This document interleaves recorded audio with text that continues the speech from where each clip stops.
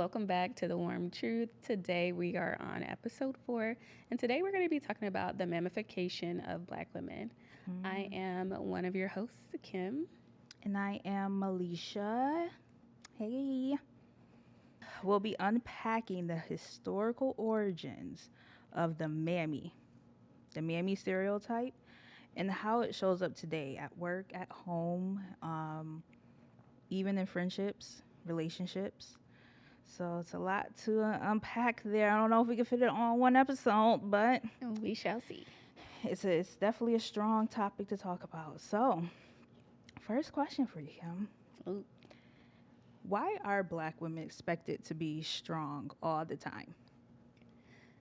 The very obvious answer goes back to slavery. Which is no. Yeah. Yes. The very obvious answer, unfortunately, is slavery and just our literally just our history here, specifically in America. Now, in general, I think women are, seen as the nurturer. We carry children, and also just kind of seen as just like an integral part of the family or the idea of the nuclear family. But specifically for Black women, um, a lot of us have been the matriarchs of our family. Um, and not only the matriarchs of our families, for a while we were raising other people's children as well. And so, big picture, women's labor has been valuable not only to other women, but also to men. And unfortunately, with society, with politics, and just the policing of women and our bodies, and also just being seen as second class citizens, and for a while, like not even allowed to vote or even considered, a person or human, even when it comes to just like a Black man slash person. That's just kind of where it all stems from. And unfortunately, we get the short end of the stick. We are a marginalized group because not only are we a minority as far as being a woman, but also we're Black women. Yep. And it's just quite exhausting, if I'm honest. And I think a lot of people rely on us.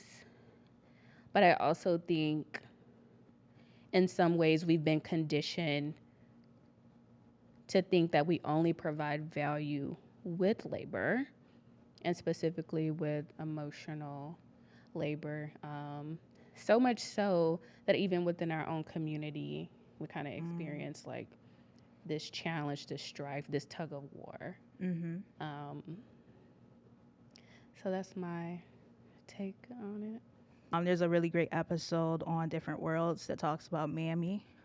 It's the dark skinned woman that it's the woman that was in the house, not by choice, raising someone else's child, not by choice, but yet couldn't raise their own. Going back to slavery, our children was taken from us and put into other homes to help slave and do whatever. And I don't want to go all the way into it because you see I get a little triggered and a little hostile about it, but I'm sad. And even like just fast forward to today, we are always deemed and able to raise other people's children, but yet we can't never raise ours, or how we like it. I mean, there's several stories of Black women children being taken from them because society or doctors may not agree with how they're raising their child and put them in the foster cares or homes for other families who, I mean, there's families where they had the foster children, Black children, in the basement, not feeding them, not caring for them, not nurturing them, only to gain, whatever it is they need, but treating their children well. I mean, we nursed these families that weren't ours.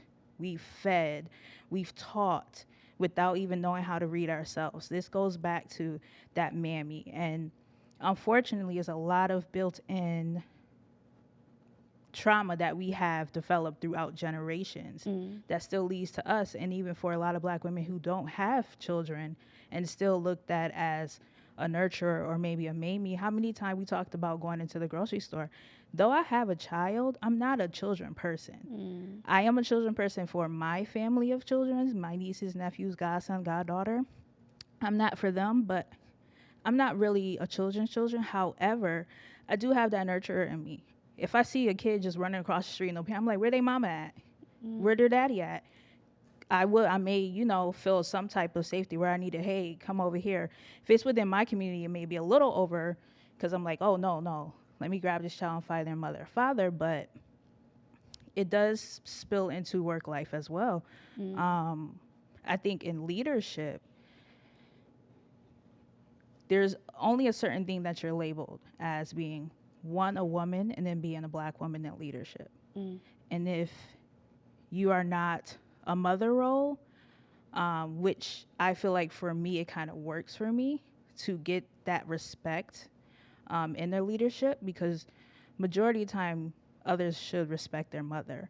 Um, so it's like, okay, whatever Melisha says goes, or no, this is coming from a place with her, she's looking out for me, Mm-hmm. or, you know, she knows best in this situation. Or then we're looked at as we don't know anything, or um, looked at as, I think earlier we talked about, not on a podcast, but seduction. Then you're a woman of seduction, or she's Mm. just easy, or she here because she's pretty, or something like that. So it's different variables. We have to probably wear a crown that we may not want to. I have one child. I don't need to be a mother to everybody else. Mm. Granted, that is kind of a persona that I have at work. It's like, oh, she's the mother figure. I'm like, oh, don't do that. You might hurt yourself. Or I'm always teaching because we do have younger people there. And, they may not, I want to see them come up the Mm. ladder. And other people may not really know, I don't have the time for that. And I do have the time for that. I want to see you. I want you to know that you can grow, you can elevate, you can be in leadership roles. So, you know, the mammy thing is strong. It's a lot. It's a lot that comes with it. And a lot of people don't realize where it come from or why we may act the way we do related to it. But I hear you. I feel you. Mm. Um, Another thing of we're seen as nurturers, but a question: do you think it's even when we're hurting? Yeah, we're seen as nurturers. Mm-hmm. Absolutely. Because we're seen as like superwoman, we're not treated as humans. No one's really checking on us other than like, your friends, your community, and even we have I guess not the story of, but the saying of the strong the strong friend that no one's checking on, but she's checking on everyone else. Mm-hmm. I think that also kind of ties into it. Um, but sorry, what was the question? No, you answer the question. Oh, Even when we're okay. hurting, check Oh, on the yeah. strong ones, but we are always deemed as superwomen for some odd reason. Yeah. Not odd. There's reasons to it, but Yeah. I think a few years ago on social media, there was like, well, what was trending was like black women take off your cape. And I was like, you know what? Let me take this shit off. Mm. Like, let me take this shit off. Literally shedding it. And honestly, I've never looked back because not only is it a physical burden, it's also a mental one. You can't do everything and be everything for everybody. And I also think, like, culturally, that's kind of what it is. Typically, there's like a big mama, and as the generations unfortunately kind of die out, it's kind of like, the next generation or the next people are in line. Mm-hmm. And it's a lot. I go back and forth with my mom. She's like that person. And for a while, I had to just be like, okay, like, that's her business. Like, I can't save her. But unfortunately, like, based on like her parents and the generation that she grew up in, I think for her, that's how she sees that she brings and adds value. And I'm always thinking, like, it must be so tiring. And Mm-hmm. I was definitely like that in my 20s until I realized that, like, not that no one cared about me, but people weren't checking up on me the way I wanted them to. And granted that, comes with like communication and just like owning your own shit. But it's easy to fall. It's too easy to fall into that. And I try to just like walk around the world like with my hands off, um, because there's more to me than continuously pouring out of an empty cup for other people. If I ain't got it, I ain't got it. And I don't have it. Mm-hmm. Like, I don't have it. Mm-hmm. Um, and the reality is that like you have to take control like of your life and pour into yourself, because you have to go to sleep with yourself at night. You go to sleep with all of your thoughts. Other people may not know those thoughts. Mm-hmm. They can't be responsible for it. And so I am all for women being in their selfish era, well, black women being in their selfish era. I'm all for people saying no. I'm all for people just saying not today, not this time. There's so much power in it. And there's so much more to me than my labor. Mm-hmm. Like, so much more to me than my labor. Mm-hmm. Like, I'm funny. I think I'm funny.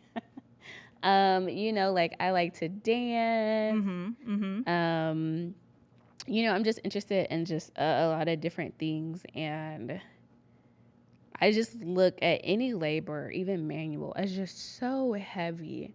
And I just don't want to be heavy. Like, I'm not gonna say like I'm your soft girl, like your soft girl era, like poster girl. But like even at a young age, I was like, I don't want to do that. That's hard. Was it hard? No. But did I want to do it? No. Mm-hmm. Was it gonna be hard to me? Yes. I just don't believe in the hustle and the bustle. Like, Mm-hmm. and also I'm a sleepy girl, so like anything that's gonna get in the way of me being sleep, like I don't got time to be doing all of that. And so I think we have to own it and kind of, we can't rewrite history, but I think we can change the narrative. Mm-hmm. And so I do think black women should be more selfish. I think we should say no more. And I think we should set better boundaries. You can still care for those in your family and set boundaries. And I think that's the difference between like the mammy and the mammification versus a mentor. Mm-hmm. Those are great qualities to have at work, right? We want the people under us to admire us. We want to be a resource for them, especially if you're passionate about what you do. But there can be a fine line. Right.